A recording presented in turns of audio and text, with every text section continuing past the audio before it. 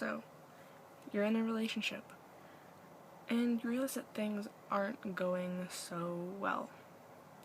Maybe the issue is you've self-harmed again after promising you wouldn't.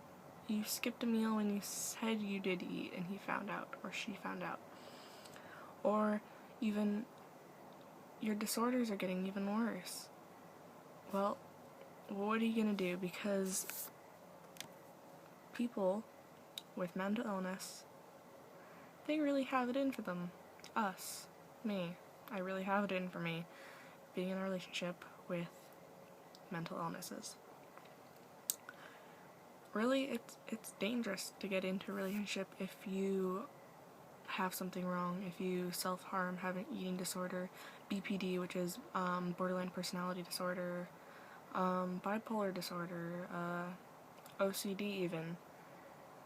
You're always gonna have a struggle more than another relationship would, because it isn't just a physical relationship, it isn't just an emotional relationship, it's a mental capability.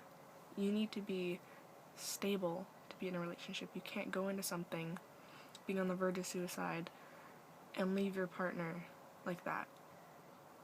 That was my computer screen, sorry. I have my phone on my computer screen. But, yeah. So I'm gonna kind of give you some advice on how to make your relationship better, or how to deal with it if your significant other is going through some troubles, or you're going through troubles and you want to help the other person to understand. So basically, if, say you're the one with the, not problems, but difficulty in the relationship because of your own mental capability, you need to be flat out honest with the other person and yourself. You need to be you need to think of the pros and cons. You might even need to tell yourself, I need to take a break in this relationship because I am not fully at my best state of mind to be caring for someone else instead of just caring for myself. You need to be able to understand when it's time to give it a break, because I know that me and my boyfriend have had discussions on taking a break, which we did, and he's actually on a trip right now, so this is kind of our break a little bit, but yeah, we decided that we'd both work on ourselves while we were away from each other, which we haven't seen each other in almost a month. So while he's been gone, I've been working on myself because I want this relationship to work, and to make this relationship work, we both need to put our best foot forward and figure out what's the healthiest thing to do. So I actually went to a doctor, I got some medication, I've been talking to people, I've actually locked away all my tools, put them in a master lock box and gave my dad the key, and we're gonna bury it in my backyard actually.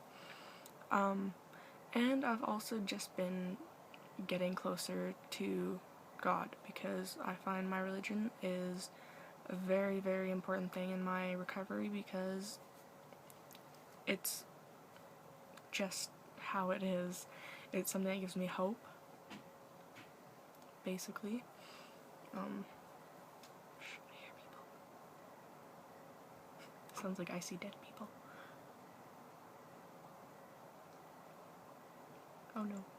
Okay, I'm kind of awkward because I don't want them to walk in and I'm filming me myself because I'm at my aunt's house. That would be awkward. Okay, normal, Hannah. Normal. Be normal. Be normal. I am normal. No, I'm not. Okay. So, me and him have been talking. We've had some fights while we've been gone because we're trying to take a break, but it's hard when you're in love with someone and you're trying to take a break from each other, and it's just constantly your hearts are just going tat, tat, tat, tat. And then your minds are like, no, we need to work this out first. And then it's like constant conflict. So,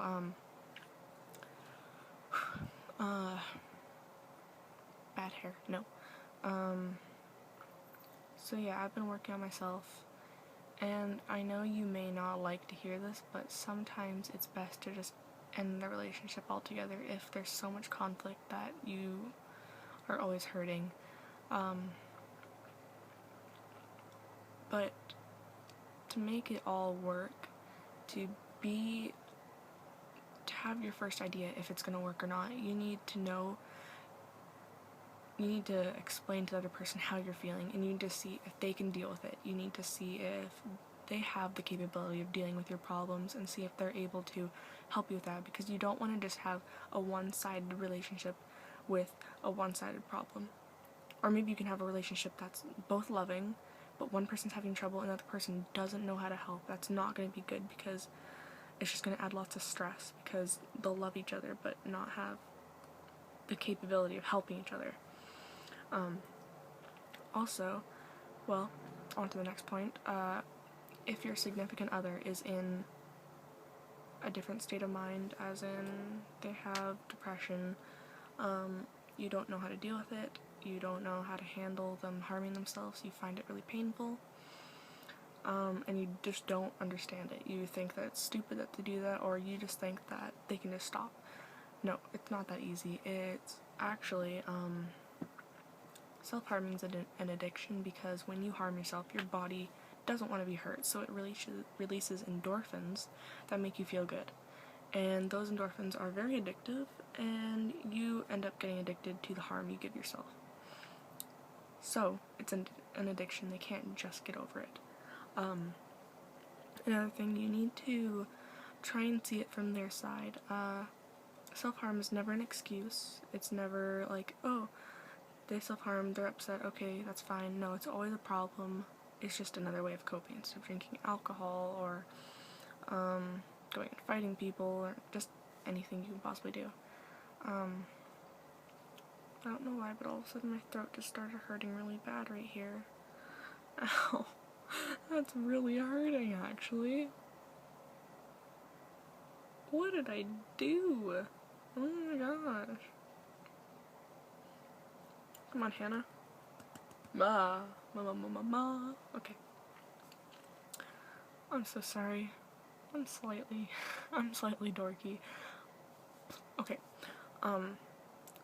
It's just the whole entire thing with trying to have a relationship while having these problems. You need to be honest with each other. You need to be comfortable with yourself, because you can't expect the other person to be comfortable with your scars, your problems, if you're not comfortable with them yourself. If you have an eating disorder, you need to try and be comfortable with your body, or else you're just gonna not want them to touch you.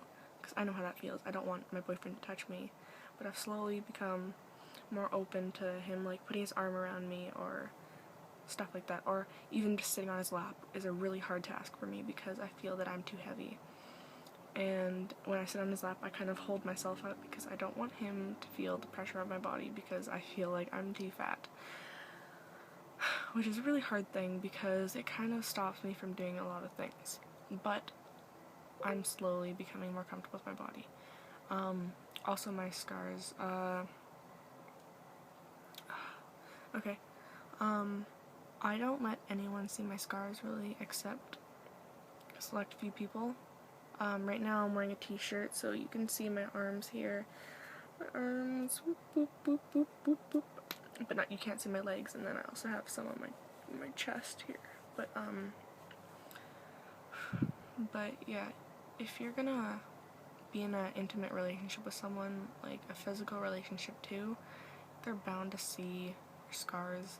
You need to be comfortable with them, because if you're not comfortable with them, you're gonna find yourself covering up. Like, I know that when me and my boyfriend cuddle or something and I take off my cardigan, I just kind of go like this, and I'm like, okay, Hannah becomes a turtle. Whoop. I slightly become a turtle, because I get scared that he's gonna stare and look, because I have had experiences with people staring and looking at them, which is very uncomfortable. But that was an ear gross thing, that was really nasty. But yeah, the whole entire relationship is just based on honesty, being comfortable with each other, being able to deal with the problems, and being rational about it. So yeah, I know your relationship is not going to be perfect. I have plenty of issues in my relationship because of these things, and we're getting through them, because if you love someone enough, you're gonna try your hardest to get through whatever problems you have. So basically, that is Hannah's advice of the day. So I hope that helps some of you, and if you have any requests, put them in the comments below or message me. Eventually I'm gonna put my Kik, my Twitter, my Facebook, and maybe an Ask.fm, but I don't know about Ask.fm because I've gotten plenty of hate from that.